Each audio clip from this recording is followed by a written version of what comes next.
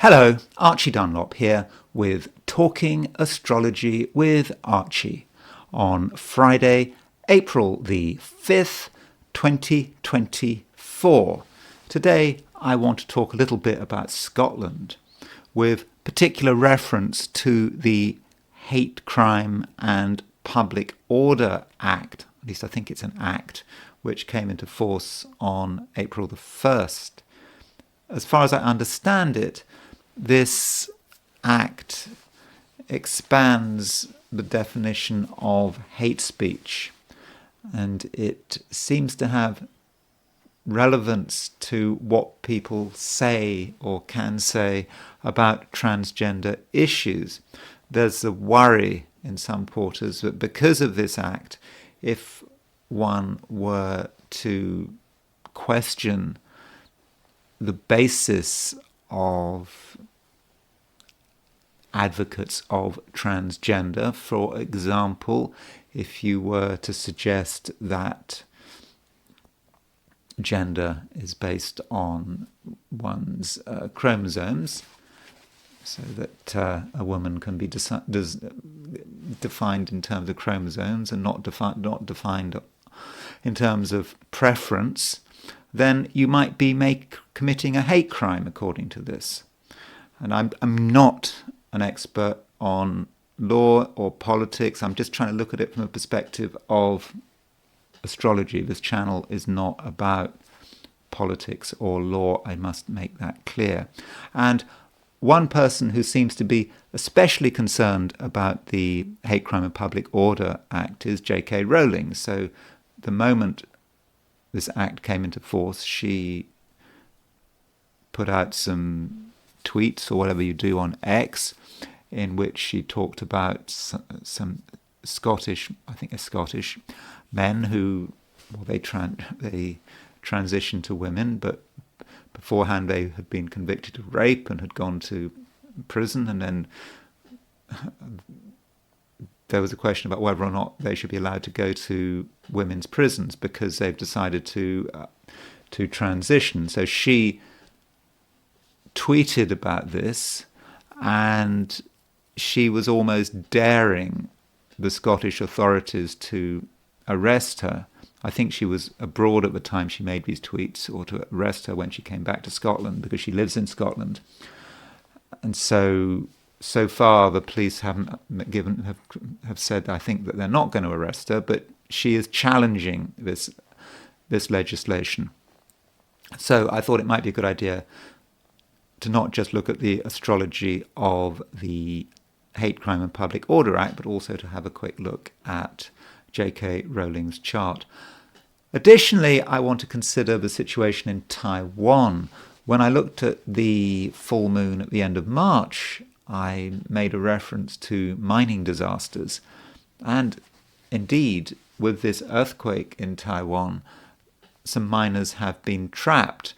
And the reason I talked about mining disasters or incidents relating to mining at the end of March was because of the position of the hypothetical planet Hades, which is a bit of a surprise. I mean, it sounds completely illogical to use a hypothetical planet, a planet which was essentially made up.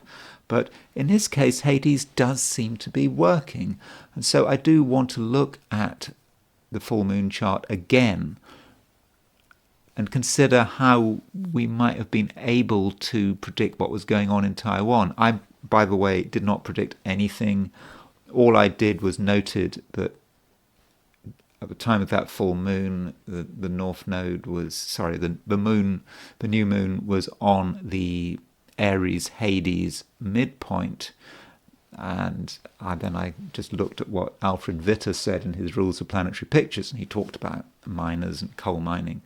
But somehow it seemed to work. So that is another thing I want to consider today. But before I do that, I want to look at the astrology and the I Ching for today, which is Friday, April the 5th, 2024. Top right, that is Humza Yousaf and J.K. Rowling. Humza Yousaf is the Chief Minister of Scotland, and of course that's J.K. Rowling. And there's a Scottish flag. what's the main thing going on today? Moon is moving into Pisces.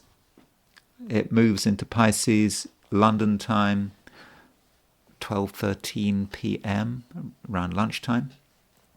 Moves into Pisces 7:13 a.m. in New York, 4:13 a.m. in Los Angeles. So from a perspective of Western Europe and the Americas, the moon really is in Pisces today.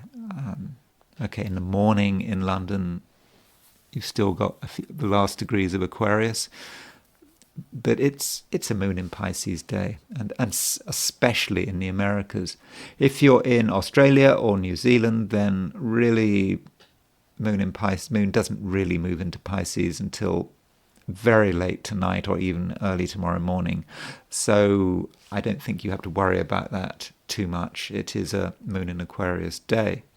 So if the moon is moving out of Aquarius into Pisces, that indicates a less logical and rational approach, and a more of an attention to one's emotional self. After all, moon in Pisces is very sensitive. It can be quite emotional. It's also quite flexible, because you've got the moon, Pisces, being a mutable sign, which contrasts with Aquarius, with a fixed sign. So we might notice that people are more able to change, and people indeed might change their mind, especially as we've now got Mercury retrograde. Another sign change we've got is Venus moving into Aries. This sign change takes place at 5 a.m. London time, which is midnight New York time. So it happened last night if you were in the Americas. If you're in Australia or New Zealand, then it's going to be late afternoon that Venus moves into Aries. So for all of us, regardless of our time zone, at some stage Venus is going to be in Aries, if it's not already in Aries today. It is a big deal, Venus moving into Aries. For one thing, Venus is on the Aries point. The Aries point represents the world at large. It allows us, perhaps, to boost our popularity ratings. Venus on Aries, we can be popular, we can get noticed. If we want to be seen as a nice person, perhaps we can be seen as a nice person. So that's one way of using Venus on the Aries point. If we don't push ourselves, then other people will. So there are going to be people out there who are trying to use their charm to get everyone onto their side. So we have to ask, do we want to participate in that? Though it cannot be denied that Venus does lose strength when it moves from Pisces to Aries. In Pisces, Venus was exalted. In Aries, Venus is in its detriment. That probably makes sense because Venus is a planet about relationships. It's about how we relate. Venus in Pisces is a sign. Venus in Pisces is about being able to relate easily, having strong emotions, and also being flexible, being able to adjust one's approach to fit the situation. Venus in Aries, well, that's a different matter. Venus is in a sign ruled by Mars. And Venus and Mars are these two planets which in some respects are at odds with one another. Venus is the planet of female sexuality. Mars is a planet of male sexuality. There's always a clash between Venus and Mars. So when Venus moves into the sign, into a sign ruled by Mars, you can understand that it might feel a little bit uncomfortable. Venus in Aries might be too assertive in such a way that relationships get disrupted. So that is one way in which Venus in Aries can work. Venus is not just about relationships. Venus is also about taste, aesthetics, and beauty. With Venus in Aries, we might make the wrong choices. So with Venus in Aries, we might buy some clothes or buy something that seems to be beautiful, and at a later stage we realize it doesn't look so good. We therefore mustn't trust our aesthetic judgment with Venus in Aries, and it is a bad idea to spend a lot of money on beautiful things, whether they be clothes, ornaments, home decoration. I don't know, if you want to spend thousands of dollars or pounds fixing up your house to make it look beautiful, and you plan it all while Venus is in Aries, you might afterwards realize that it's just a complete disaster, that it really isn't so beautiful. So that could be a problem with Venus moving into Aries. Now, just before the moon moves into Pisces, it makes a sextile with Mercury. So there is a certain Moon-Mercury feel for the day. Moon sextile Mercury is about communication. And so, it may be easier than usual to express ourselves, particularly at the beginning of the day. But it's quite a minor aspect. And actually, from an astrological perspective, there is not a great deal going on today. Aside from Venus moving into Aries. Yeah, that is a big deal, Venus moving into Aries. But really, that is about it. I mean, there are a couple of midpoints of note. Sun is aspecting the Venus-Pluto midpoint. One might see that in terms of being manipulative, trying to be persuasive, trying to use our charms to get our way. Mercury is on the Venus-Uranus midpoint, conjunct the Venus-Uranus midpoint. Let me just show you that. So there is... Where's Mercury gone?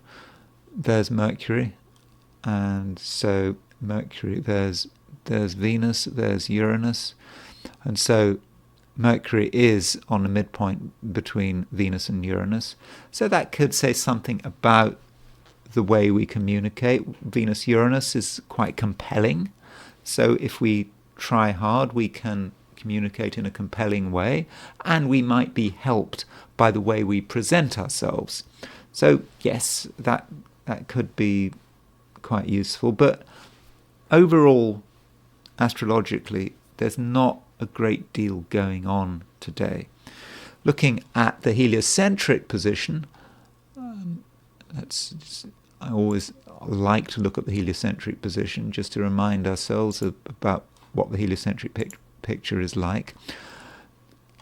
Mercury is opposition Neptune. So Mercury was opposition Neptune yesterday. So heliocentric Mercury in Virgo, opposition Neptune in Pisces. I suppose what that means is that there's still a lot of scope for getting confused. I talked about ease of communication just now with Moon sextile Mercury. That's true, but we also have to remember that Mercury is opposition Neptune. We might say things which are misleading. Not intentionally, we just might get things confused. And we could be vulnerable to deception. And when we're talking about the heliocentric chart, we're talking about the world at large. And we might be talking about politicians and what governments are doing, and local authorities even. They're just trying to mislead us. So we shouldn't really believe what we're told, especially by people in authority. And while that is going on, we continue to have this trine between the Earth and Mars. It's breaking up now, but it's still within a degree. So Earth trine Mars, it's still a time that is quite violent, because Mars is a violent planet. trine is about easy violence. So things can get violent quickly, but this trine between the Earth and Mars, it's past its peak. So maybe we don't have to worry about that so much. And maybe that also underlines the fact that astrologically today, I don't think there's a great deal going on, at least on a personal level. I mean, we have just had, we've just had a full moon. That was at the end of March. We're just about to get a new moon. That's getting really close. That does, of course, raise the question is, can a new moon be effective before it happens? That's a real issue, which I probably should consider in another video. So April the 8th, 2024, we've got this total eclipse of the sun. And there is a suggestion there, but even though the eclipse isn't until April the 8th, its impact is already happening. For example, with the earthquake in Taiwan. I don't know. I do have a few doubts about that, but I will consider that in another video. I am now going to consider what's happening today from a perspective of the 12 signs. And again, I must emphasize that there is not a great deal going on. And so when I go through the 12 signs, I may be a little briefer than usual. So these are my forecasts for the 12 signs for today, which is Friday, April the 5th, 2024. Aries. Venus is moving into your sign. I think this is a good thing. I mean, I know that I've been a little bit negative about Venus moving into Aries in general, because Venus is in its detriment in Aries. But in your case, I think this is a good thing. Venus is the planet of relating, and it's the planet of sensitivity. So with Venus in your sign, I think in some respects that softens you. It makes it easier for you to relate to people in a sort of natural and smooth way, and it may remove some of your rough edges. And if you've been meaning to get in touch with anyone, then Venus moving into Aries is really going to help you. It's going to help you be more sensitive, and overall I think that people are going to like you. But that is a wider thing. It really takes a few weeks to really work its way through. What about today? Okay, Venus is on the Aries point. So Venus is powerfully configured because it's at 0 degrees Aries. And so you are going to be able to make some important connections if you try, if you want to, if you're motivated to do that. And if you want to relate to the public out there and to do something to maybe boost your popularity ratings, then I think that's something that you can certainly do. Yet, the moon is moving into Pisces. And with the moon moving into Pisces, you may feel a little disinclined to be too sociable, because you might feel that you've just got better things to do, that you'll be happiest when you are alone. That's fine, but I wouldn't push it too far, because the moon, as it goes into Pisces, or just before it goes into Pisces, it makes a sextile aspect to Mercury, and Mercury is in Aries. So with the moon making a sextile aspect to Aries, the moon making a sextile aspect to Mercury, your communication skills are going to be excellent. And that's particularly if you are in East Asia, Australia, New Zealand. Not so much if you're in the Americas, but I think you might still feel it in other parts of the world. So you do have the ability to communicate effectively. So it's just important that you make the most of this opportunity, and that if you were to be totally insular today, you might be missing a few opportunities. And also, as I said, Venus is on the Aries point. So if you were to keep a low profile while Venus is on the Aries point, in that very public position, then you might be missing an important opportunity. Of course, that depends on your situation. But if you're someone who regards your public position as being important, then perhaps you should take advantage of everything that Venus has to offer. Finishing with relationships. Venus is ruler of Libra, which is your opposite sign. And so with Venus moving into Aries, that means that someone seems to find you really interesting. They want to get to know you better. Someone is appearing over the horizon. They're just appearing over the horizon. And this person could become an important part of your life. It could be for many different reasons, and I'm not just talking about romance. It could be just some partnership, someone you need to have a lot to do with, and I think you need to be aware of this. Now, it may just be a matter of choice. Just because someone wants to get closer to you doesn't mean it's a good thing.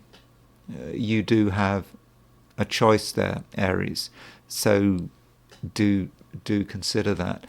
Finally, with Venus moving into Aries, I have to say that it may undermine your aesthetic taste. I've said this for all 12 signs, but maybe for you in particular.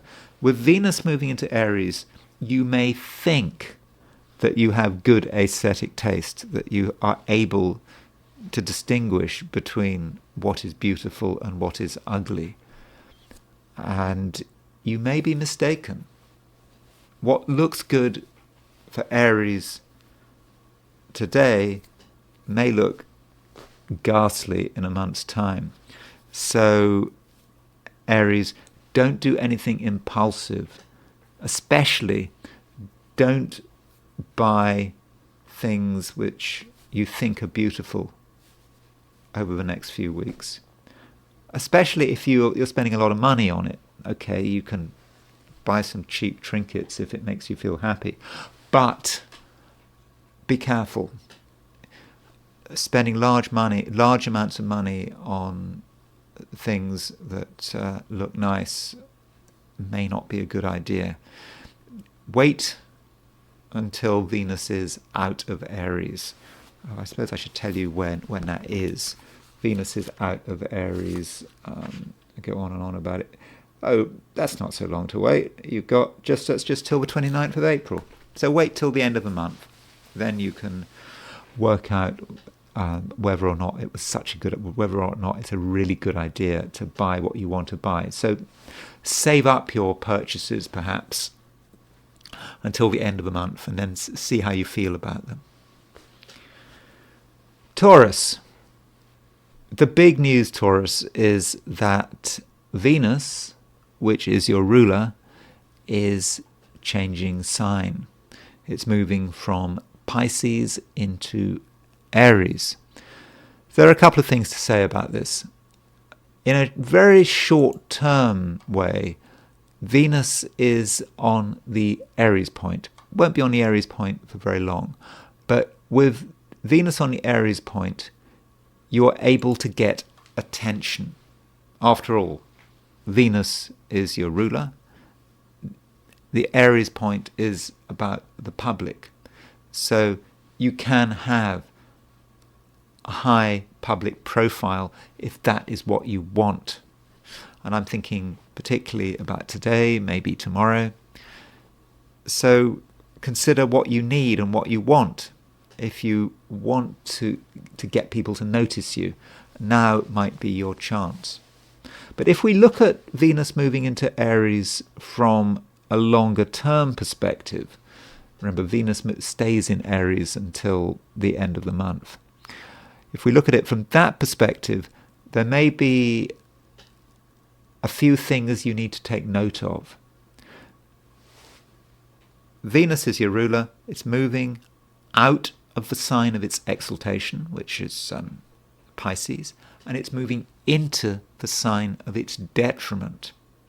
So, all things being equal, you may not be on great form for the rest of the month. All things being equal. You may be only sort of running on sort of 75% of capacity, especially when it comes to your judgment. And I've been talking about this quite a lot.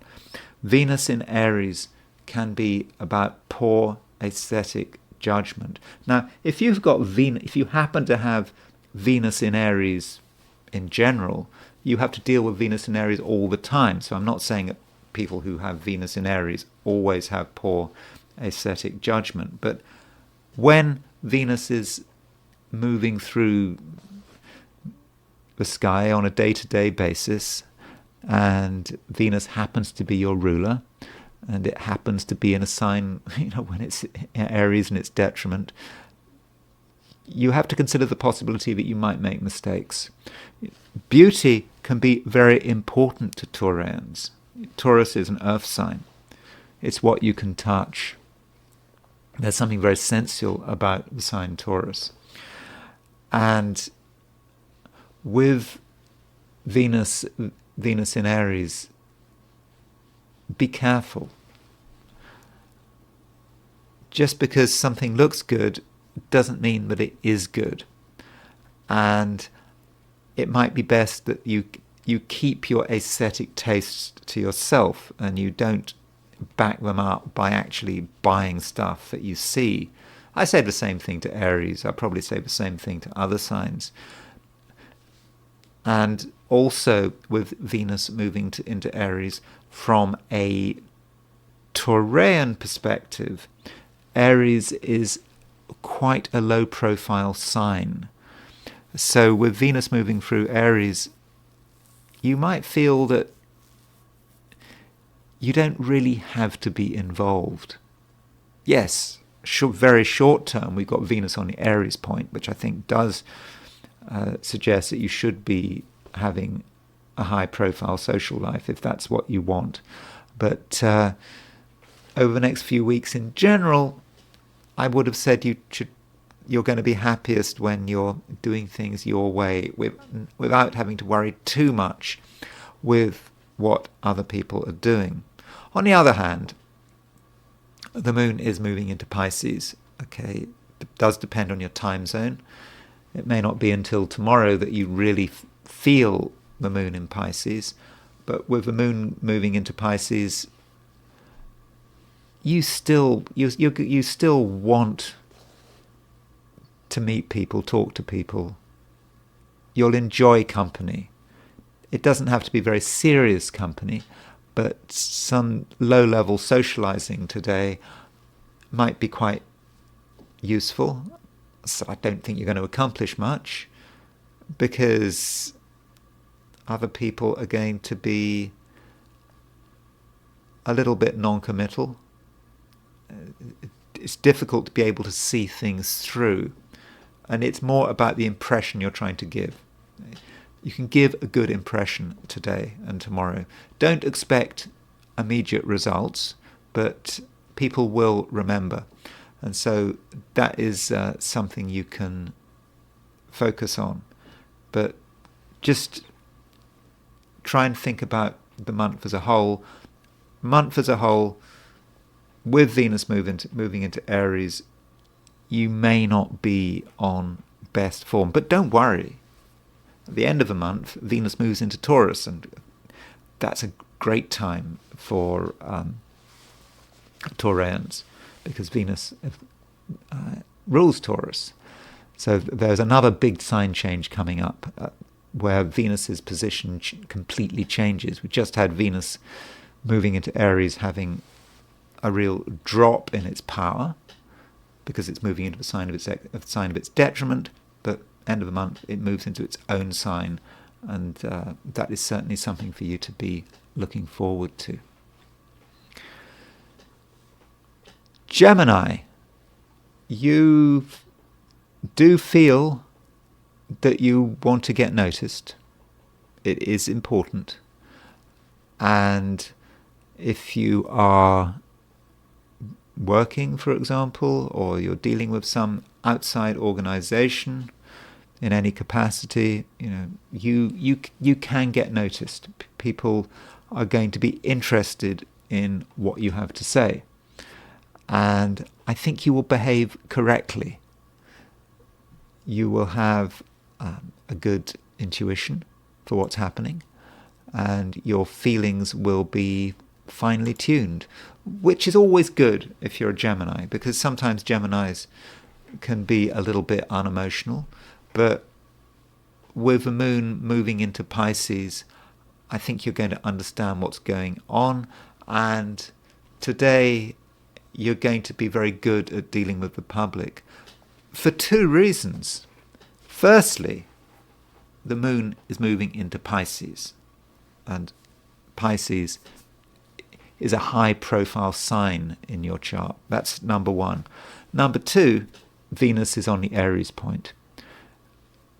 And so Venus on the Aries point is about the public, being able to project oneself to the public.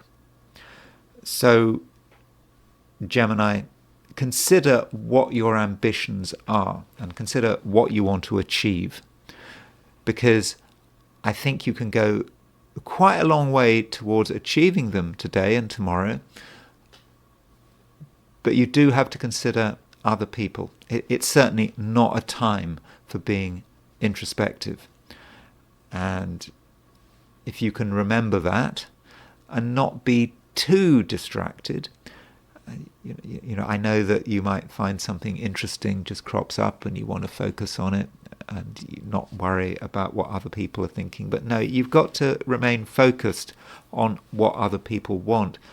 And you are responsive. Moon is in Pisces. And so you can respond to the social environment. As the social environment changes, as moods change, then you will be able to change. And I think that is going to be very helpful. But don't be upset if in the very short term nothing much happens. You might project yourself. You might be expecting some immediate result, but then you have to wait and it appears that nothing happens. But don't worry. By tomorrow, things should be starting to move. And today is really about starting a process off. One other thing, Gemini, Mercury is conjunct the Venus-Uranus midpoint. And this is another reason for being sociable, because there might be some exciting events with other people. Maybe it's something you say. You can say something dramatic or very interesting, something that makes you stand out. And there might also be surprise meetings. Mercury conjunct Venus, conjunct the Venus-Uranus midpoint. People appear from nowhere. People respond to you unexpectedly. And I think overall that should be pretty favourable. And really, Gemini, that's it. Cancer. The moon is moving into Pisces. Now, the moon is your ruler. So the moon's movement into Pisces is something that really should be welcomed. You're going to be more flexible. A lot of the negativity that might have been building up over the last couple of days is going to dissipate. You'll be curious. You'll be interested in what the world has got to offer. And you're just waiting, perhaps, for something to happen, something to pique your interest. Okay, in the very short term, you might be slightly disappointed. But that's only because the moon is just starting to move into Pisces. You have to give the moon a chance. Tomorrow, as the moon really starts to progress into the sign, you'll start to see some results, and you'll start to see some sort of dynamism there. But right now, it's just a question of having an open mind, seeing what's available, and being curious. Yes, Cancer, it's really important to be curious today, to engage with things that you don't really know much about. I'm not asking you to take risks. I'm just asking you to have an open mind. Something that you might feel has got nothing to do with you. You might feel it's boring, over your head, or perhaps even beneath you, might actually be well worth the effort. So, yes, please, Cancer, be open-minded. Another thing to point out is that Venus is moving into Aries. And I've been quite down on Venus in Aries so far. But from a Cancerian perspective, Venus in Aries, Venus moving into Aries, is, I would have said, a really good thing. It doesn't matter that Venus is in its detriment, or at least it doesn't matter that much from a Cancerian perspective, because Aries is a high-profile sign from your, as far as you're concerned. So with Venus moving into Aries, you can get attention. People will notice what you're doing. If you say something or start engaging in an activity, people will straight away see what you're doing. And if you want to project yourself to a wider audience, I really do think you can do it. And if fame is important to you, I mean, some people regard fame as being important. And so with Venus moving into Aries, if you want to be famous, or if you want to boost your chances of being famous, I don't know how you do it. I'm not very good at that, but some people know how to do it. But if you want to boost your chances of getting famous or being noticed, then Venus moving into Aries should really help you. Though one thing about Venus in Aries is Venus moving into Aries, and it is on the Aries point, it can make you slightly vain. It's like, you are going to be focused on what you look like. Mirrors are going to be important. That's because Venus has this high profile. Mirror, mirror on the wall. That kind of thing. Well, I mean, don't get too worked up about it, unless you're Snow White's stepmother, but don't take it too far. I mean, I think there is a possibility that you take it too far, because one thing with Venus in Aries is that from a aesthetic point of view, I have warned people that there can be errors of judgment there. So don't try too hard to look good, because if you try too hard to look good, it's possible that you achieve the opposite effect. I would therefore suggest that you perhaps focus more on the fact that the moon is going into Pisces rather than the fact that the Venus is going into Aries. Sure, I understand appearances is important to you right now, but if you think about it too hard, you might make errors of judgment. Just allow your feelings to work their magic and try not to be too contrived about it. Leo, you are in quite a powerful position. I think you were in a pretty powerful position yesterday. I think that continues. You can be very persuasive. People will listen to what you say, and if you want to use your various charms to get your way, there's no reason why you can't be very successful. Though, try not to think too hard about your short-term desires. You want things to happen now. You want people to do things your way. I don't think that would be particularly helpful.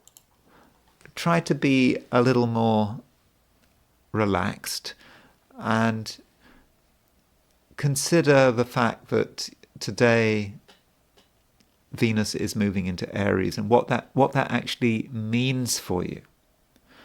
So from a Leo perspective, this should be about your horizons and broadening your horizons. And I understand that Leo is a fixed sign. And sometimes, Leo, with that fixity, you can be a little narrow-minded. What matters is getting enough attention. What matters is doing things your way and being in control. Well, you need to move away from that and perhaps consider the broad picture. The sun is already in Aries. It's been in Aries for a long time. It's closer to the beginning of Taurus than it is to the beginning of Aries. But with the sun in Aries, this is a time of year when you need to be thinking beyond your immediate environment. And with Venus moving into Aries, more so. So consider the people around you and who you're mixing with, who are you talking to? Are you in an echo chamber? Are you just mixing with people who are just reflecting back at you what you want to be reflected, just telling you how wonderful you are? Is that how it's working? In which case, you perhaps need to meet new people who can give you a different perspective. They may come from a different background from yourself. They may come from a different country. They may have, different social status, however you regard your social status. All these kinds of people you can benefit from. And at the same time, Venus is now moving towards a conjunction with the North Node. Okay, that's not going to happen for a couple of weeks, but the North Node is in Aries. It's in the same sign as Venus now. This is where you should be going to. Where you should be going to is taking the initiative to increase your knowledge and to give yourself access and exposure to things that are new, that might actually be challenging, and other people can help you in that way. And it's not just about your own enrichment, your cultural enrichment. It does actually have a material basis from a career point of view, if work is important to you. With Venus moving into Aries, the challenge is to do things a little bit differently.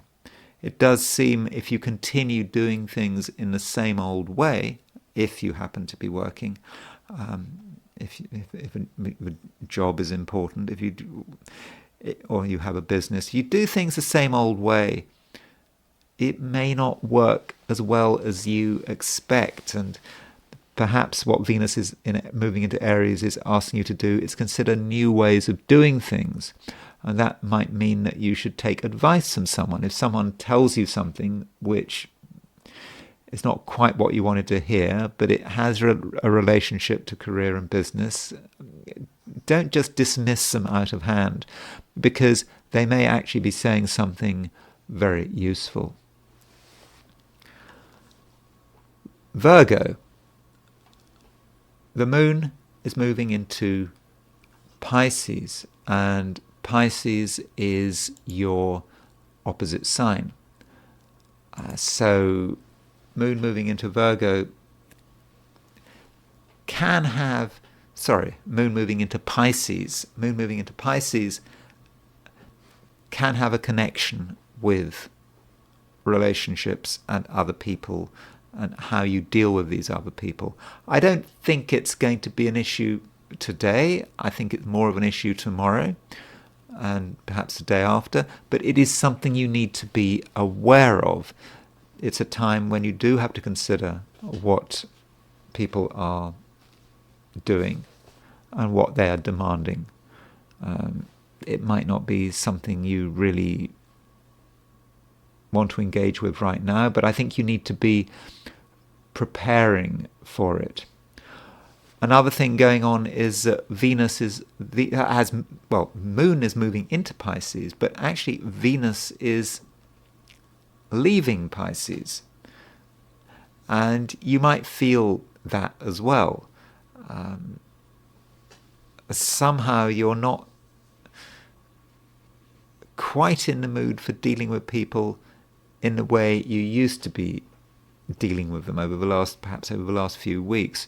Venus moving into Aries could make you a little more introspective. You may be taking yourself a little more seriously, and I think it's going to be about what you're going to expect from other people over the next few weeks.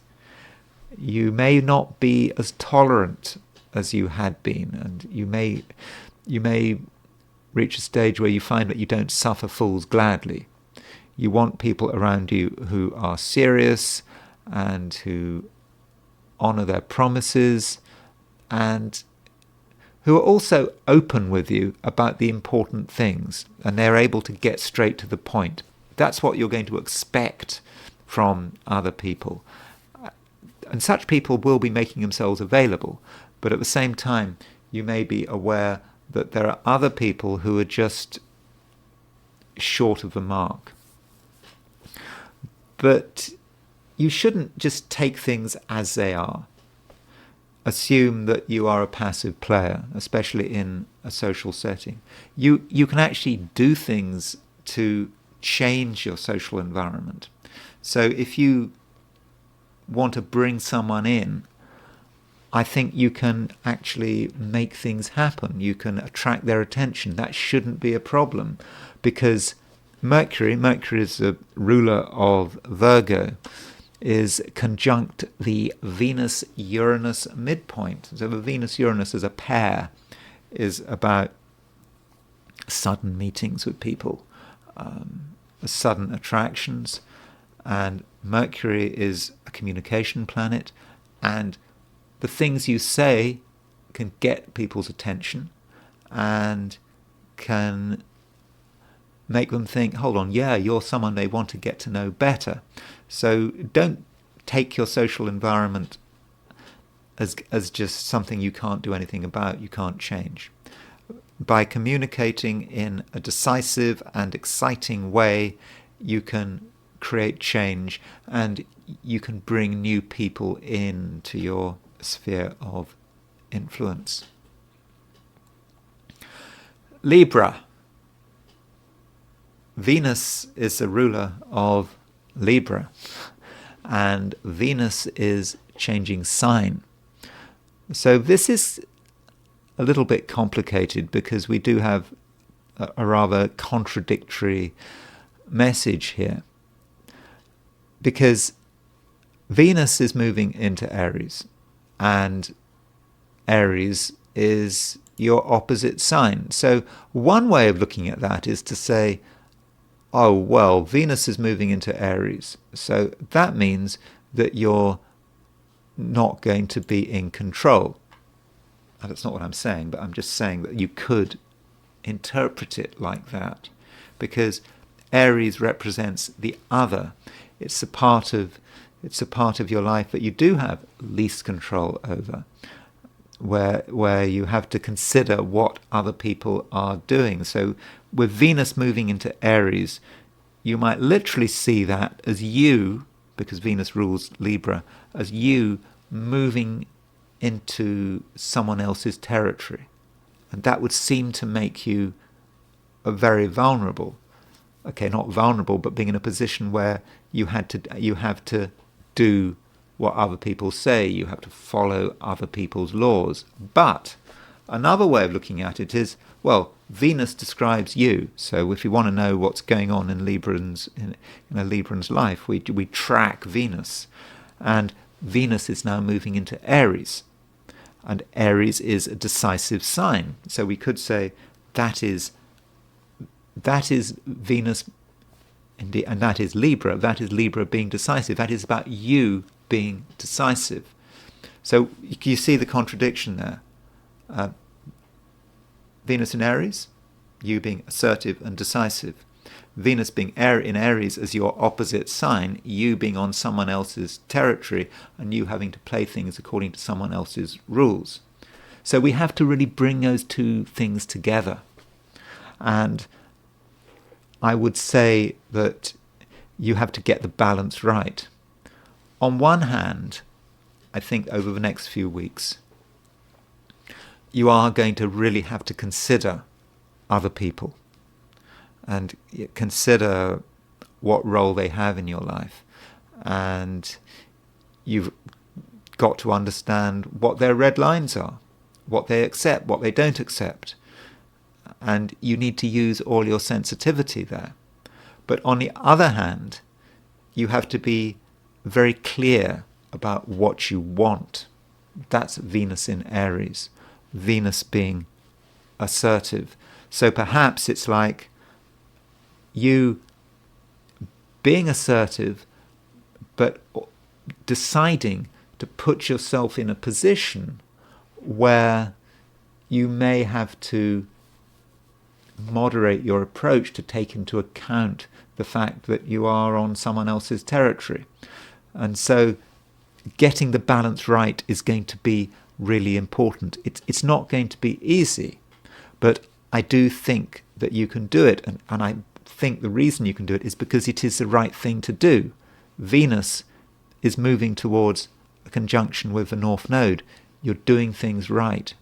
If you want things to happen and you have a particular set of goals that you want to achieve, then in order to get those goals, you need to, in the short term, do things other people's way up to a point. Clearly, you've got to understand your boundaries. And with Venus moving into Aries, you're going to have a very clear sense of your boundaries. But as far as today is concerned, I think that you are in some ways in quite a good position because Venus is on the Aries point. Venus on the Aries point is about you and society and you and the world out there. I think it's a time when you can really project yourself. People are going to be interested and people are going to like you. So if people know who you are and what you're about and what your life story is, I think you're going to get a very sensitive and enthusiastic, both sensitive and an enthusiastic response. But still, it's just important to not be in too much of a hurry because, Venus is going to be in Aries for some time until the end of the month. So there's nothing that you actually have to do today. And it might be a good idea if you were to sort a few things out because some things have got a little bit chaotic, maybe closer to home. Things have got a bit out of control. You've lost touch with what you were supposed to be doing. There may be deadlines which you're on the verge of breaking, and you perhaps haven't looked at your diary closely, assuming you have a diary, and today would actually be a very good time to address yourself to this chaos. It's been building up a bit, but I think you can sort it out very quickly. As soon as you spend time just looking at it, looking at your immediate environment, seeing what's wrong, I think you'll be able to sort it out very quickly, and I think that will put you in a good position for what happens later in the month. Scorpio, you're feeling quite positive about yourself, I think. You believe that you can make things happen. And actually, I'm pretty sure you can make things happen. You're pretty creative right now, and I don't think there's any pressure. You can just do whatever you want to do in your own way, and I don't think anyone's going to bother you. But if you want to create big waves, if you want to really make things happen, if you want to get people to sit up and listen, for sure, you can certainly do it. And I think you're just helped by the fact that you are confident, and you're able to explain to everyone what you want, and I think in most cases people will listen to you, and I think that you're going to be helped by your sensitivity and your imagination. Your imagination is a bit wild. I mean, Scorpios do have a very good imagination, but your imagination is really moving into top gear, and it's not crazy.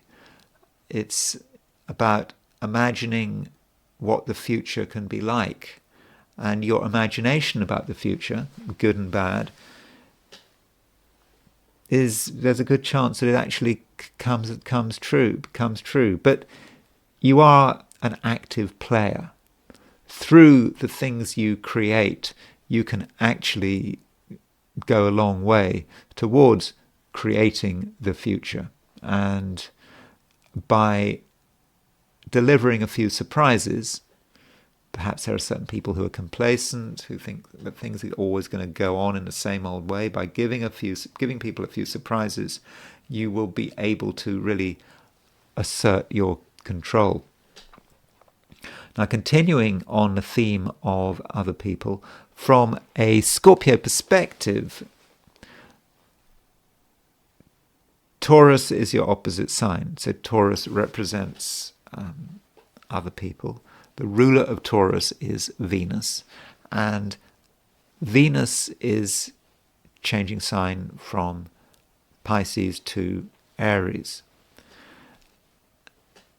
Okay, you may not feel that sign change immediately, but it does indicate that there are some people, particularly people who are very close to you, who have undergone a bit of a change, because Venus has moved from Pisces to Aries, moved from Pisces, which is quite a sensitive, emotional sign, to Aries, which is assertive, wants to take the initiative.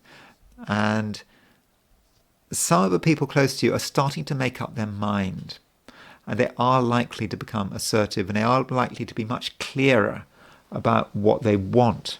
Now, that could be a good thing, but it might also be difficult if you've got used to someone behaving in a particular way, and suddenly they change their behavior.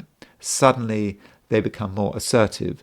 They are more inclined to express their opinion. That could be a little bit of a shock. And so don't take people for granted. Don't think that they're going to accept things in the way they've accepted things in the past. They may suddenly say, no, that's not acceptable. Or they may want to make dramatic changes. This is especially the case if someone is very close to you, or even if you live with them. Then someone suddenly wants to make changes and they're not happy with the status quo. well, that is a challenge for you. And so, Scorpio, I do think you need to be ready for that. And it's indeed possible that changes in routine and organization may actually be imposed upon you, or at least someone may try to impose them upon you. Should you resist? It depends. But I think it's a time, it may be a time very soon where you have to negotiate with someone, maybe negotiate with a couple of people about what kind of environment you want to live in. Sagittarius, you're probably not particularly in the mood for wild social antics. You need a little bit of space. I think that is really important. It does happen every now and then, because if you're a Sagittarius, things can move really quickly, and things can get just completely overwhelming. And now I think you do want to slow down. And I think it's important to slow down not just because you want a break. It's also because you need to think about what the next stage is. Where do you want to move from here? If you don't slow down, you never have a chance to make decisions because you're always moving, and in the end you might feel absolutely lost. So now's the time to just pause and consider what you want to do and what you can do, because there are a lot of things you can do. Sagittarians are very clever people. They've got lots of abilities, and I think that today, not just today, but over the next few weeks, you need to concentrate on this, and you need to create an environment where whatever you're good at is appreciated. Because, let's face it, not everyone appreciates you. And perhaps your task is to create an environment, and that includes a social environment, where people understand you. People understand what you're trying to do, and they give you the praise you need. You do need a little bit of praise. We all need praise. And certainly Sagittarians need praise. And that should be on offer. It's not to say that you have to demand praise, but you have to be with people who are on your wavelength, who understand what you're trying to achieve. And when you do start achieving it, they give you the support you need. And that's perhaps something you need to work on. I don't even think it's perhaps, I think it actually is the case. And so, that feeds into what's going on today with your need to be perhaps more isolated than usual, because you need space. You need space to start work on, I won't say the new you, but a you where everything you've got to offer the world is really starting to come out and is starting to be appreciated. And that has immense relevance to relationships. You want to be with people who are supportive. And if someone is not supportive, then I don't see why you need to have anything to do with them, at least in the short term. But fortunately, with Mercury conjunct the Venus-Uranus midpoint, today I think you really can meet the right kind of people. So Mercury, from a Sagittarian perspective, is, of course, ruler of your opposite sign, Gemini. Mercury is conjunct the Venus-Uranus midpoint. So that indicates fun, interesting people who do want to make your acquaintance. And one final point I should say is that Jupiter continues to be on the Mercury-Mars midpoint. Jupiter is your ruler, and it's been on the Mercury-Mars midpoint for a bit of time, but it's still there. And so the Mercury-Mars midpoint is about expressing yourself with power and conviction. And this is something you really can do today. Jupiter on the Mercury-Mars midpoint. When you express yourself, people are going to listen. So you don't have to be passive. And in terms of creating the world you want to live in, by just expressing what you want, by expressing your desires, then you can go a long way towards achieving what you need to achieve. Capricorn. I think Capricorn, you are feeling that you are not entirely comfortable with the world as it is. As far as you're concerned, things could be better. I mean, I'm not saying they're terrible, but you just feel it could be better. You're feeling, it's not good enough, 5 out of 10. What are you going to do to make it better? You're helped, I think, by the fact that Saturn continues to be on the Mercury-Pluto, conjunct the Mercury-Pluto midpoint. So with Saturn conjunct the Mercury-Pluto midpoint,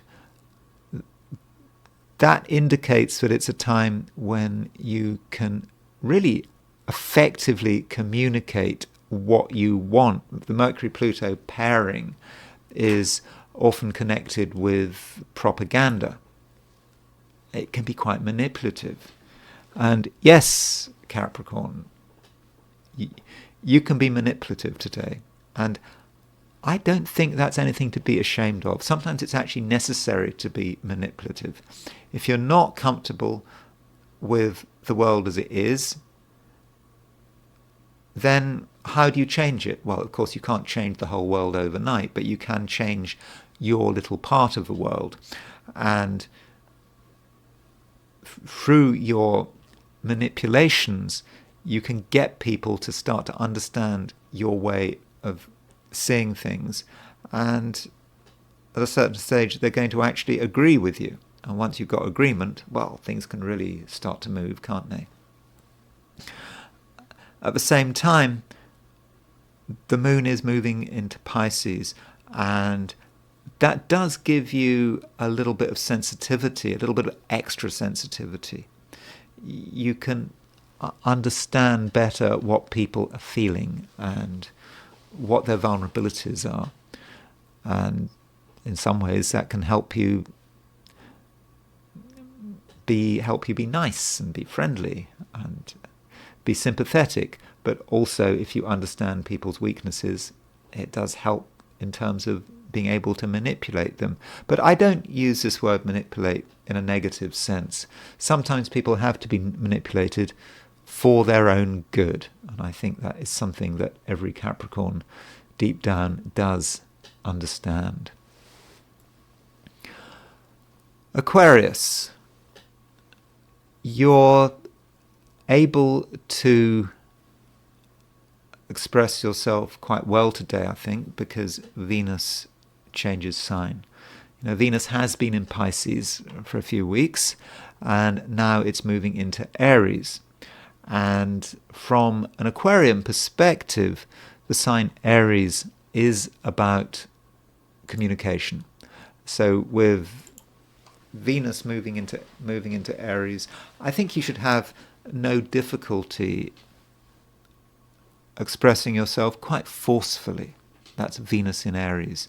That's you relating to people strongly.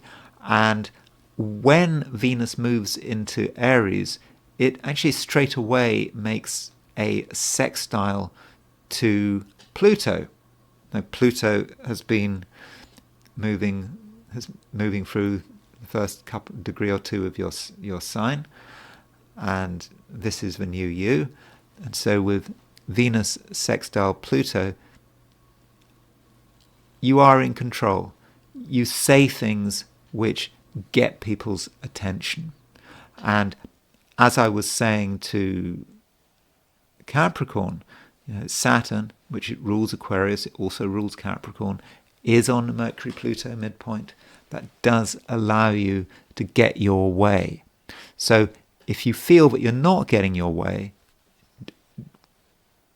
that's simply because you're not making the effort. Today, Aquarius, you certainly can get your way. You're really very charismatic, and people are going to listen to you. So there's really no excuse for feeling powerless.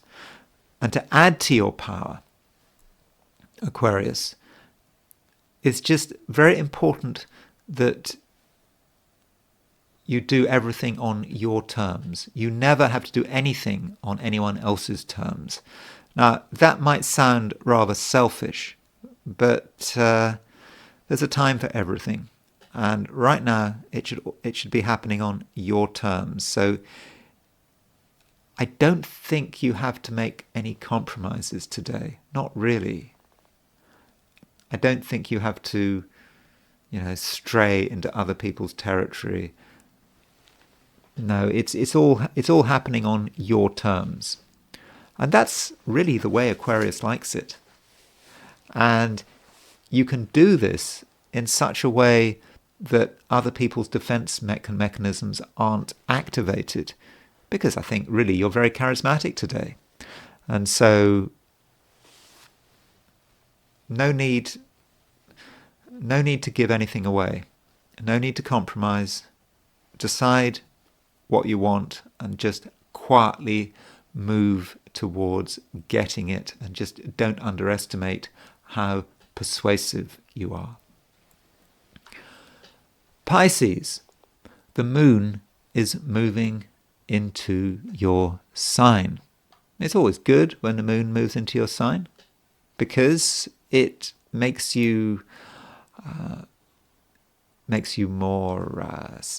more sensitive. I mean, you're always pretty sensitive, being a Pisces, but with the moon moving into Pisces, you have a greater understanding of what people want, what people's weaknesses are, how best to behave. And I think you're going to be able to behave extremely well today.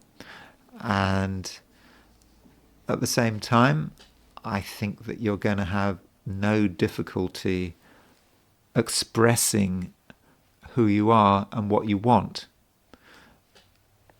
You can indeed express yourself with, I think, a certain amount of passion. It will really seem as if there are certain areas that you're really, really into, that you're really keen on, that you feel are, I won't quite say a matter of life and death, but are really important. And I think that when you start expressing yourself, people are really going to sit up and listen. Though one thing I should point out is that Venus has left your sign. It's now moving into Aries. Okay, that might to an extent depend on your time zone, but today and tomorrow Venus is certainly moving out of Pisces into Aries. In a longer term sense, perhaps over the next few weeks, you may be a little less sensitive than usual. I know that right now the moon is moving through Pisces, and so that moon moving into Pisces compensates for Venus leaving Pisces. But in a few days' time, the moon will move out of Pisces, and you'll perhaps be better aware of what it means for Venus to be in Aries. And Venus in Aries is making you feel a little more self-interested than usual. It perhaps relates to money. You've already got the Sun and Mercury in Aries. And from a Pisces perspective, Aries is a very financially orientated sign. So now with Venus moving into Aries, that increases the emphasis on financial matters. And it may be a time where you're starting to think about how much money is coming in, how much you're spending. And it may occur to you that something isn't entirely right, that perhaps your relations with other people need to be changed a little, because certain relationships may be expensive. I don't know why, but it depends on your own situation. And you perhaps need to consider how you're going to deal with that. And what you don't want is pressure to spend money that comes from a new source. That is a possibility, because Venus could be a universal significator of other people, some other person. They move into Aries, which is a sign which is very sort of financially orientated. So that Venus moving into Aries, and it stays in Aries until the end of April, may symbolize a new pressure to spend money. And being a Pisces, you try to be flexible. There's a possibility that you give in to that pressure. So that's looking at it from a negative perspective. So do consider over the next few weeks, not just what you're spending money on, but why you're spending money on, and what is the pressure to spend money. But okay, I understand some expenditure is essential, you can't get out of it. But there's other types of expenditure where you are just responding to a pressure, and someone has perhaps persuaded you that it's essential. I'm not necessarily talking about individuals. It may be about organizations. You're being told that you have to keep paying some money out, but maybe actually it's quite unnecessary. Those are my forecasts for the 12 signs. I think I've been a bit brief, but really there wasn't a great deal going on today. Moon went into Pisces, but when the moon went into Pisces, it didn't really immediately make any aspects. Okay, Venus moved into Aries, but aside from that, not a great deal going on, which is why I've perhaps been a little brief. And now I'm going to look at the I Ching. And I ask the question, what is Friday going to be like for those watching the I Ching segment of this video? And the first hexagram I got was a good hexagram.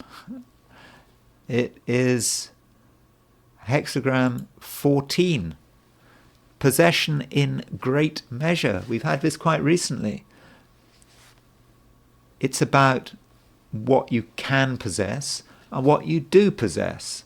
And some of the things that you already possess can really be incredibly useful. So make the most of everything you have. And I'm thinking about your abilities, your talents, your social connections, everything that is part of who you are. And as I said, I'm not just talking about how much money you've got in the bank. In fact, the money in the bank may not be particularly important. Having said that, possession in great measure does suggest that there are ways of increasing what you have. So if you're aware of any opportunity to increase your possessions, whether it's money or things, then I think you should really go for it. Though the I Ching does give a hint about how you should be going about it. And the second line moves. And what the second line is about getting help. There are helpers available. And I think the image that I Ching gives is like of a carriage and people piling stuff onto a carriage. And who is piling stuff onto a carriage? Well, people who are helping you. So in order to get what you want and in order to make the most of what you have, then it's important to seek outside assistance. Okay, it's not necessarily the case that you need outside assistance, but it would be useful. As far as what this outside assistance means, I would guess that in many cases it's asking for advice if something needs to be done. In order to get the money you're looking for, you may need to call someone, ask them what you need to do. I don't know, maybe it's a piece of bureaucracy you need to do. Asking for a rebate or a refund, or it could be something trivial like that. And you perhaps need to call someone or an organisation up, ask them what you need to do, what you need to fill in. So don't feel that you have to deal with the whole thing on your own, because there seems to be clear indication that help is available. Now, this hexagram 14, possession in great measure, does move, and it moves to hexagram 30, which is the clinging. It's about the sun rising twice. There's the sun, the top three lines, it's supposed to be a sun, I think. But you can see it's doubled, sun doubled. So the clinging is about holding on to something and not being afraid of being in a slightly dependent position. There are things that we need. There are things that we are reliant on. We might not like to be reliant on something, but clinging is about holding on to something. And it may actually be about holding on to some higher authority. So going back to the previous hexagram 14, possession in great measure, remember I was saying don't be afraid of getting help. 30 is saying don't be afraid of relying on something that may be in some way above us, superior to us. It could work both ways. It depends on our situation. So if we're a successful business person or running a business, look at all the things around you. Look at all the people. Look at all the things that are reliant on you, and you need to cling on to them because they're not going to do you any harm. It uses the analogy of the cow. Docile like the cow, you cling on to your cow because the cow is not going to cause any harm. It's useful. You keep your cow. So that's what the clinging is about. So it's certainly not a time for letting things go. So we gain and we benefit through the first hexagram 14, possession in great measure, and having got the benefit, and this may not just be about things coming to us, it may be about our own abilities and talents and skills. Once we've got that, we need to cling on to something. We need to perhaps cling on to a structure that allows us to make the most of everything we have got. That's the I Ching, and I'm now going to look at the astrology. And the first thing I want to look at is the earthquake in Taiwan. Now, I've looked at it before. I looked at it yesterday. But I want to look at it more closely, because when I was talking about the earthquake yesterday, there is the earthquake. When I was talking about the earthquake yesterday, I didn't know that there had been these miners had been trapped. That I only realized later. So I just wanted to go over how one came to the conclusion that it might be about mining or mining disasters. So let's go back to this chart. So this is a chart for the earthquake, and 7:58 a.m. April the 3rd, 2024. So yesterday I mentioned that what one should really be looking at is the previous lunation, because how would one have any hope of predicting this event. Sure, Uranus is on the ascendant, as you'd expect, or you might expect on an earthquake, Uranus on an angle. But, Uranus goes onto an angle 4 times a day. So it's not exactly an unusual event. Of course, it would be even better if Uranus was on the IC, right at the bottom of the chart. You might expect that. But Uranus on the angle in itself is not a particularly big deal. Okay, the moon is trine Uranus, but there are going to be loads of other places where this is going to happen. So it's a good idea to look at the prenatal lunation. And so this is the prenatal lunation. So this is for the full moon on March the 25th, 2024. And so one has to ask, why is that lunation important? Why might it suggest that something big might have happened in Taiwan? Well, you could say Uranus was fairly close to the midheaven. So, as I described yesterday, one could do astrocartography. I just remind you of the astrocartography map.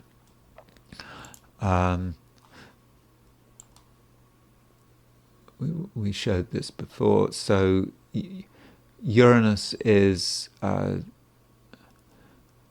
there's Taiwan. There's Uranus conjunct the midheaven. So there's this red line going right the way down through China, hitting the west coast of Taiwan. The earthquake, by the way, I think was on the east coast. But there's that Uranus on the midheaven. Okay, so that's good to know. But does that really tell us what we need to know? Okay, so let's have another look at that Uranus. This Uranus is semi-square the Sun. So because Uranus is semi-square the Sun, 45-degree aspect from the Sun, that makes that Uranus on the midheaven line even stronger. And when I looked at this full moon on the 25th, I should have noticed this really. It was kind of obvious, but I didn't see this. I should have looked at the Uranus line closer because the Sun is semi-square Uranus. So there is a hint there that line might have been important because it was linked to the full moon.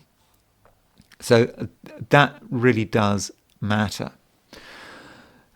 So we then need to ask, what midpoints were the Sun and Uranus on? And that is where it becomes interesting, because one midpoint that both the Sun and Uranus were on is the moon Hades. Is the Aries Hades midpoint. So Hades is a hypothetical planet. So let me just show you Hades on this chart. I'll just put Hades in so you can.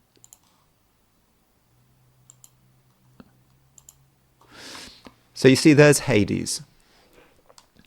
And the Hades, so there's Hades at 11:55 Cancer, and there is 0 degrees Aries. So the Hades Aries midpoint is going to be at around approximately 20:45. It's going to be Taurus. So you can see by eye. If there's 0 degrees Aries, there's 11 degrees Cancer. You can see that Uranus is on the Hades Aries midpoint, direct midpoint. And because the Sun is semi-square Uranus, we can then say that the new moon is on the full moon was on the Hades Aries midpoint, and and Uranus was also on the Hades Aries midpoint. Remember, the reason the full moon is on, we say the full moon was on the Hades Aries midpoint, is because it's making a semi-square to the midpoint. Okay, so we do have this midpoint configuration here. Let me just show you that on the 90-degree dial, just to really make that clear. So just quickly show a 90-degree dial, and there's a 90-degree dial, and so we're going to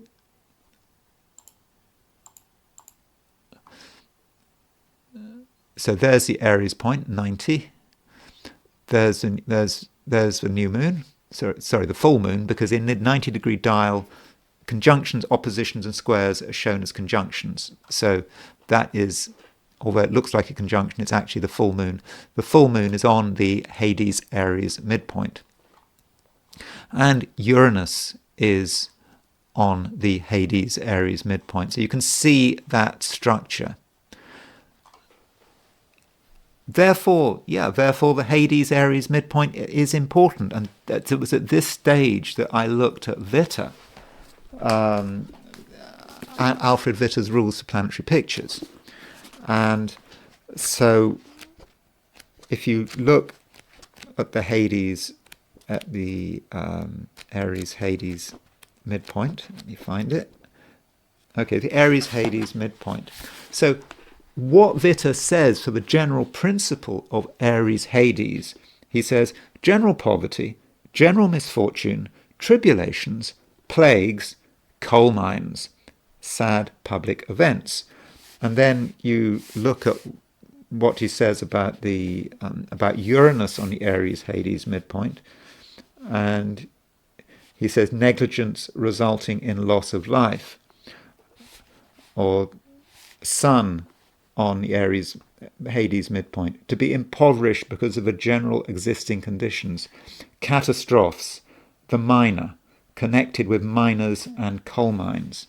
So I think you get the picture. The moon on the Aries Hades midpoint, depressed mind, poor base people or women, miners, losses of the people. So I think on the basis of all of this, one might have been able to perhaps make a prediction about there being a mining disaster on that red line. I'm not quite sure one would be able to have really focused on Taiwan. When you ask why Hades, why mining? Well, because Hades, it's the underworld, and coal mining. That's Hades, and so I think looking at this full moon again, and looking at the importance of the Aries Hades midpoint, I think we may have been able to make a reasonable prediction there. I didn't really get there. I just said vaguely miners. I didn't link it to Taiwan. But it wasn't me saying miners, by the way. I was just reading out of Witter. What is a lesson for that? Well, one lesson is I think we should really seriously consider using hypothetical planets, particularly the Witter series of hypothetical planets. And in general, I find the first 4 of Witter's hypothetical planets seem to work better than the last 4. So that would be Cupido, Hades, Kronos. Cupido, Hades, Kronos, and what's the other one? Zeus. Those 4. But Hades in particular. Hades does really seem to work. Oh, one other point about the full moon, which I should point out, let's go back to this chart, is that if we look at the full moon, there's the ascendant. This is actually a way one might have been able to pinpoint Taiwan.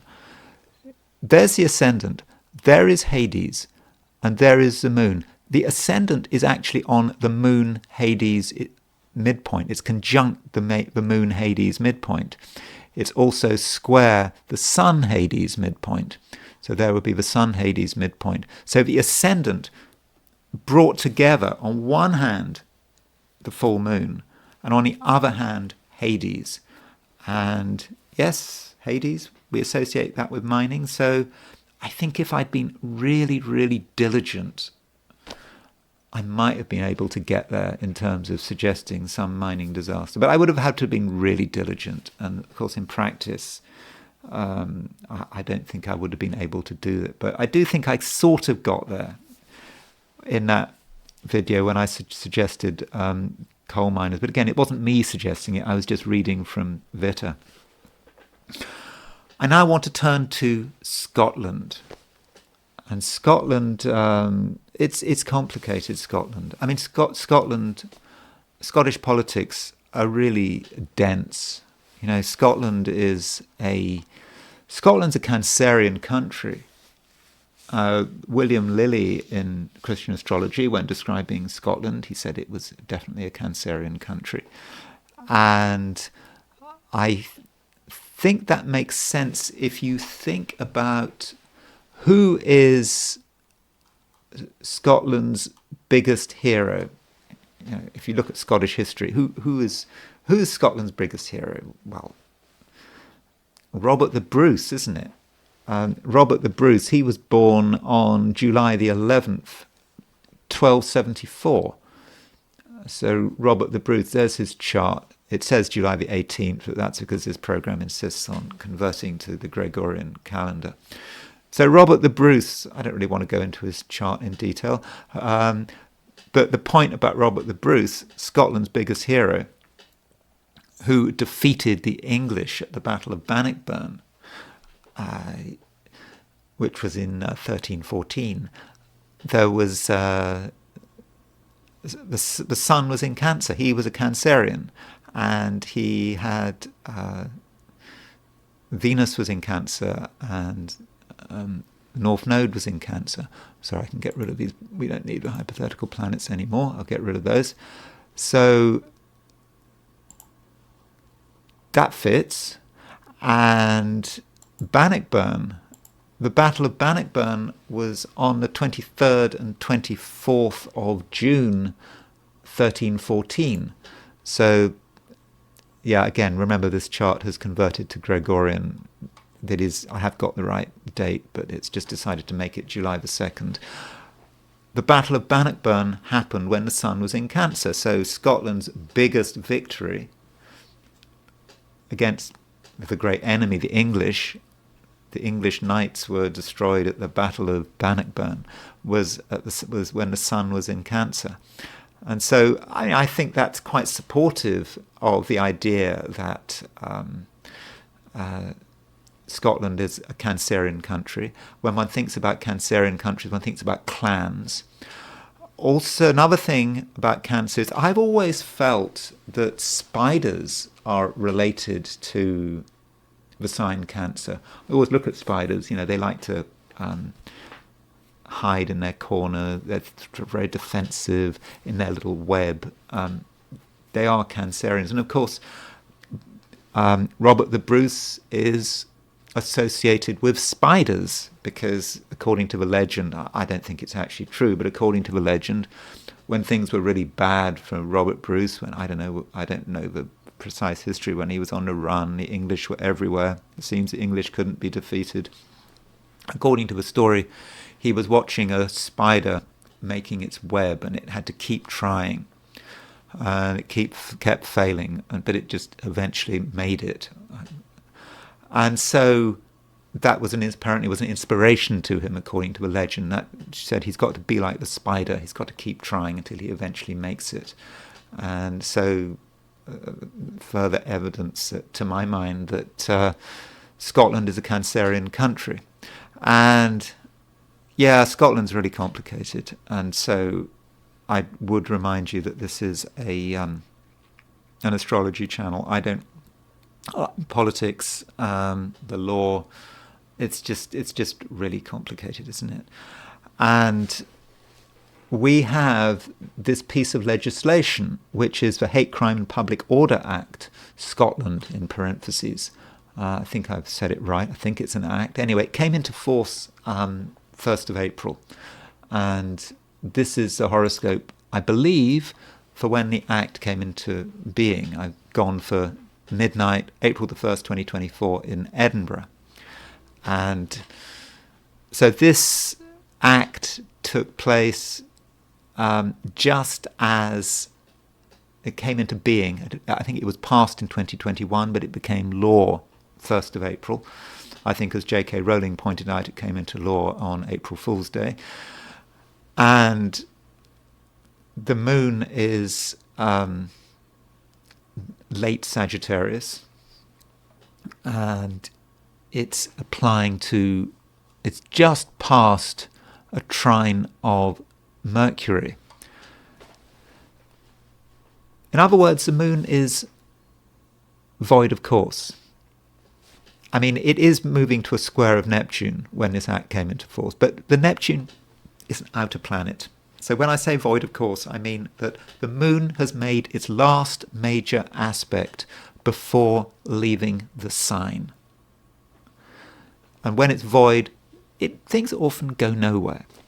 And all the moon is applying to is a square of Neptune. It's just past the trine of Mercury. I mean, it looks good, moon trine Mercury, but the point is the moon is void. And we shouldn't forget that April the 1st, this act took place just as Mercury was about to go retrograde.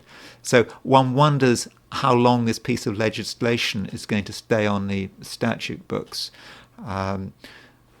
Uranus was on the descendant at the time this act came into being. A lot of controversy there. It's really riling people up. And Venus is on the IC. Maybe this says something else about it. Venus on the IC. Venus is a universal significator of women. I'm not going to say any more about that. I mean, I'm not going to say, is it a universal significator of self-declared women or of biological women? I'm not going to go down that road.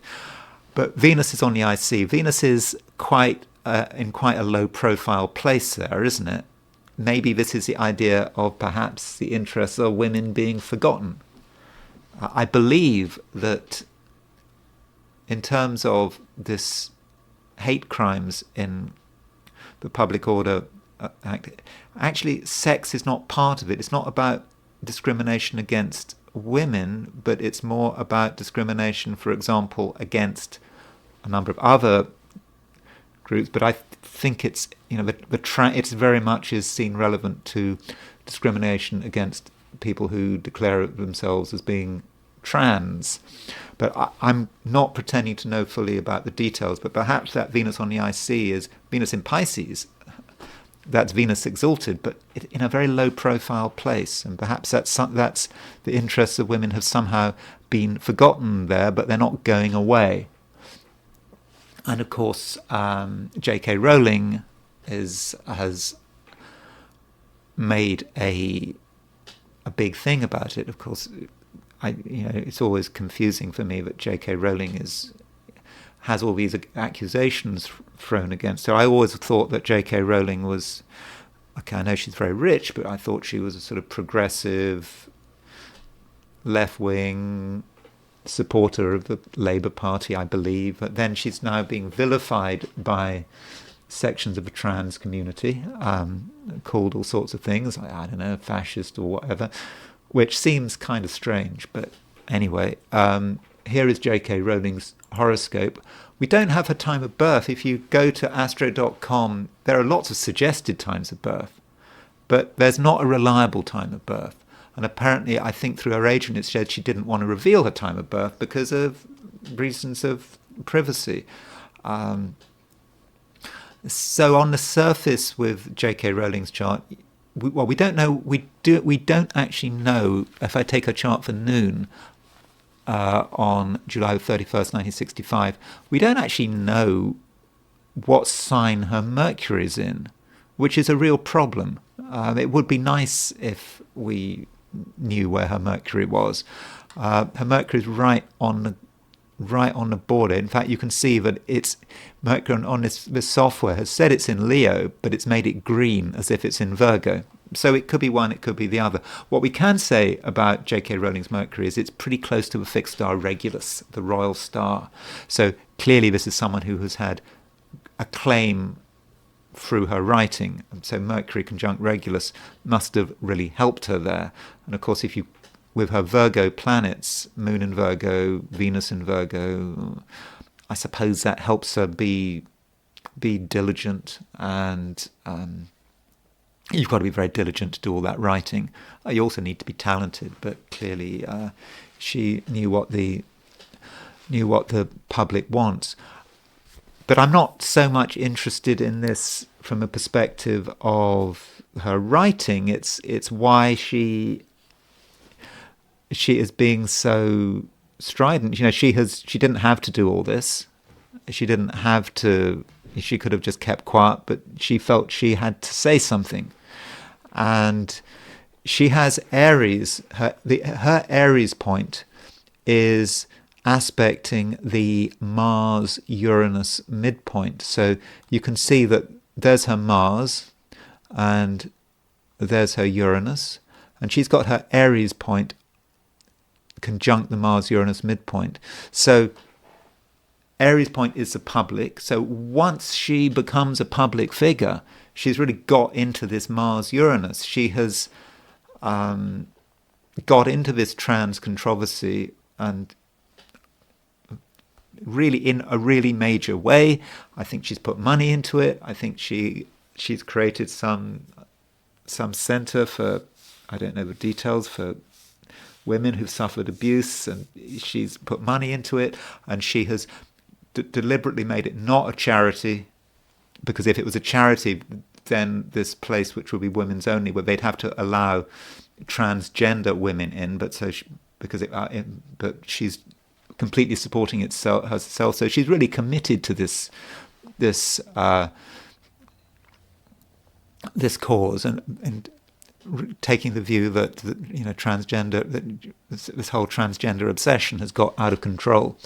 And maybe the Aries on the Mars-Uranus midpoint talks about her ability to be strident and quite assertive about it, which we perhaps wouldn't get if we didn't use midpoints. We might be just focusing on the Virgo, and we might not see the full picture there. So I think that's an example of why we need to use midpoints. She also has Uranus on the Sun-Mars midpoint. It's a direct midpoint. So there's Uranus, there's Sun-Mars. Sun-Mars, very aggressive combination. Assertive. Okay, maybe not aggressive. It's a very assertive combination, which is not afraid of controversy. And there's Uranus on the Sun-Mars midpoint, causing a stir. So those are a few things about her chart. She also has Neptune on the Mars-Saturn midpoint, and Mars and Saturn is about sort of death and destruction and delay, and Neptune is there.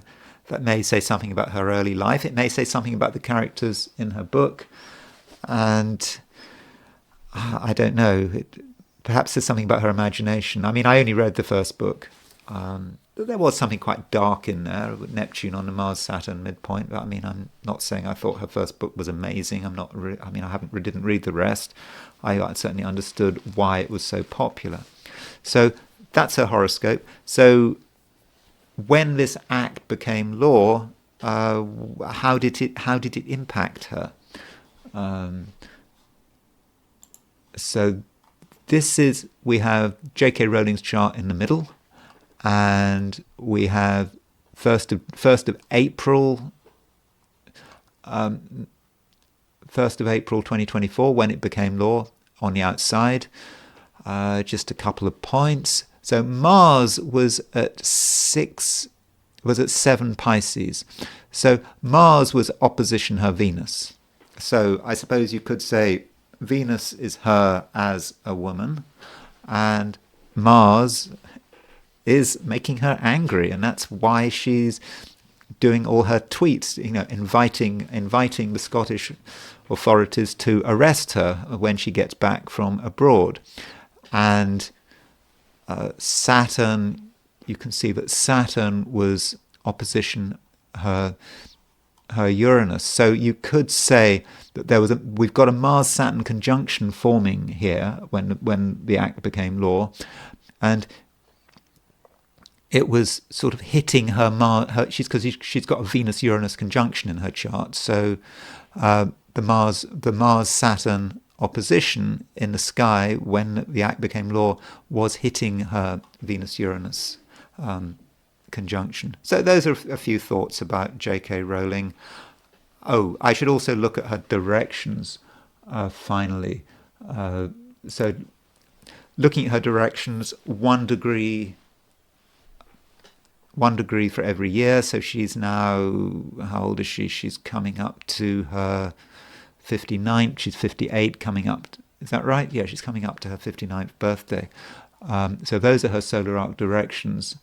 And so let's just see what's happening. J.K. Rowling's chart is in the middle. Solar arc directions are on the outside. The North Node is on her Sun. So the directed North Node on her Sun. And she has natally North Node, I believe, on the Sun-Mars midpoint. So that North Node on the Sun-Mars midpoint is quite aggressive.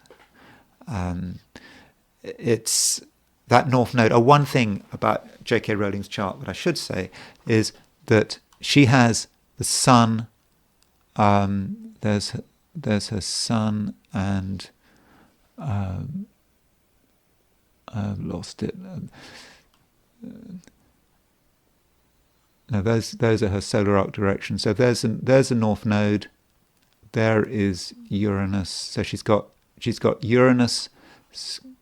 There you are. She's got Uranus square her nodal axis. That's right. So in terms of causing a stir and standing up for things, she's got Uranus aspecting the nodes. The nodes are about her destiny. We don't know her time of birth, so we don't have any signs for this. We don't have any houses for this. So Uranus on the nodal axis is important for her destiny. And she's got Uranus and the nodes on the Sun-Mars midpoint. So together, it is her destiny to be perhaps angry and to show her anger. And so I think that in terms of her courting controversy and standing up, as she sees it, standing up for women, this is very much part of her destiny. So from a solar arc point of view, at the moment, it's probably past its exactitude, but her solar arc directed North Node is square her Sun, and her solar arc directed Uranus has recently, over the last year or two, has been square her Sun. So we can see why, over the last couple of years, she has got so upset about this thing and has regarded it as something that is worth taking a stand for. Finally, I want to look at the horoscope of the Chief Minister of Scotland. Remember, he's from the Scottish Nationalist Party. And what is great about the Chief Minister of Scotland is that we have a time of birth for him. This is a great thing about Scotland. They put the times of birth on the birth certificates. So when you see Scottish politicians, you usually have a time of birth. So at least you know, if you're a Scottish voter, at least you know who you're voting for. It doesn't matter what you think of Humza Yousaf, you always vote for someone who's got a time of birth over someone who hasn't got a time of birth. But yes, he's got clear time of birth, therefore he's got Scorpio rising. It's a bit of a problematic chart at the moment because he's had Uranus problems. So as I understand it, when his predecessor, Nicola Sturgeon, finally fell from grace, there wasn't really a proper selection process. He was just, it wasn't a very good selection process. He was just considered to be, I believe, the anointed heir, and he just became chief minister. replaced Nicola Sturgeon. I think a lot of people in the Scottish Nationalist Party felt the whole thing was done a bit too hastily, that maybe there were better candidates. And I don't think he's particularly popular. But again, I don't know a great deal about Scotland. But he is the face of the Hate Crime and Public Order Act. And you can see that Uranus is opposition. Uranus is on his descendant, and he's got Moon in Scorpio. He's got Saturn. Uranus is about to go opposition his Moon. The Moon is the public, so that might indicate that he's unlikely to gain any more popularity. I think that it's going to perhaps be moving from one disaster to another. Uranus is about to go to be opposition his Saturn, so it doesn't really look particularly good for him at the moment. It seems to be pretty tense. But he's an Aries. In the United Kingdom, people who've got the Sun in Aries do well. I don't know why.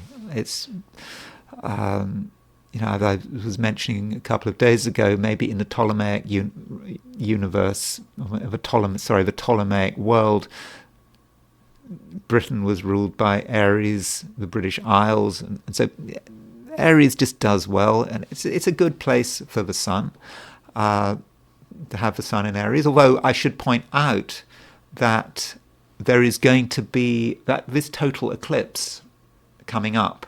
Total eclipse on April the 8th. The total eclipse is at 19 Aries. So he's going to have an eclipse on his Sun. It's coming up. I mean, I know it's not exact, but he is Chief Minister of Scotland. So he is going to be under a lot of pressure.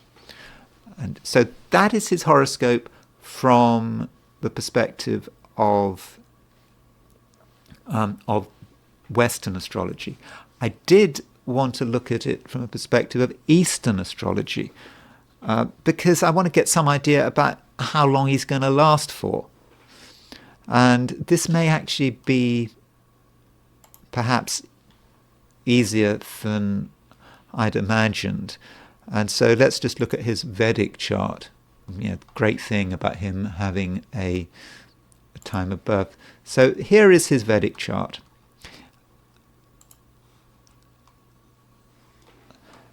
And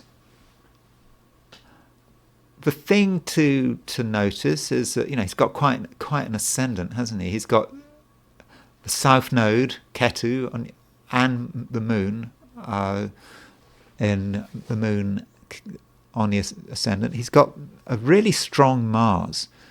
His Mars is his strongest planet. It's in the 7th house. It's in Aries. There's always a question with that. Him having Mars in Aries in the 7th, is that good or is it bad? Does it make him strong or does it make his enemies strong? I'm not convinced that it's going to be totally useful for him to have that Mars in Aries in the 7th house. But clearly, he's done very well. He's Chief Minister of Scotland. He's young. He is, how old is he? He's got a birthday coming up. His birthday would be on Sunday. So happy birthday, Humza Yousaf, for Sunday. So he has got a birthday coming up, and he's got a dasha change coming up. So he is currently in his Mercury dasha. Remember, in Indian astrology, everything gets divided up into 9 distinct periods. The life is divided up into 9 periods. And all those 9 periods added together adds up to 120 years, which is supposedly the limit of the human lifespan, which seems to be about right. And he's been in his Mercury dasha since 2009. I mean, his Mercury doesn't strike me as being that great. I mean, he's got Mercury in Pisces, which is it's fallen in Pisces. That's not particularly good. But it's conjunct Venus. It seems to be working okay for him in the sense that I suppose the period from 2009 through to onwards has been good. surely must be good. But he's now moving into the final sub-period of his Mercury Dasha. That started in October. And this final sub-period can often be difficult. It can be about something coming to an end. And then on June, technically, if we've got this time of birth time right, June the 15th, 2026, he starts his Ketu Dasha. Ketu Dasha lasts for 7 years. So that's 7 years from 2026 to 2033. So we would expect a change in 2026, just over 2 years away. And it's connected with Ketu, South Node on the ascendant. I'm not convinced that South Node is particularly fortunate. It's certainly very ambitious. Remember the legend about the North and the South Node in I believe in Indian mythology. You had some kind of demon that wanted to seize the elixir of immortality and seized it from the gods. And the demon was cut in half. But of course it couldn't be killed because it had already drunk the elixir of immortality. And so there was the head of a dragon and the tail of a dragon. The head of a dragon, at least it had a head. The tail of a dragon doesn't have a brain. And so the tail of a dragon can be about blind desire. It can be very successful, blind desire. South Node on the ascendant. But so the South Node comes into operation theoretically June the 15th, 2026. Now, I understand, and I'm not an expert, as I keep saying, on Scottish politics, that the next election for the Scottish Parliament is on May the 7th, 2026. So it is the month before his sign change. I think that's close enough to say that the next election coincides with the beginning of his Ketu Dasha. Therefore, it seems to me, as we might have expected, that he will probably continue as First Minister until 2026. I mean, you probably didn't need to consult astrology to tell that. Okay, that's it. For my ramblings on Scotland and J.K. Rowling, I'm sorry I don't know the details more about the political and legal aspects of the Hate Crime and Public Order Act. I don't live in Scotland. I don't even live in the UK, but it seemed to be of importance at the moment. So yes, I hope you found that of some interest. And if you enjoyed this video, I would be grateful if you were to like it. If you are not subscribed, I'd be very grateful if you were to subscribe. And if you want to buy me a coffee, there is a link in the description. So thanks again for listening, and I will talk to you again tomorrow.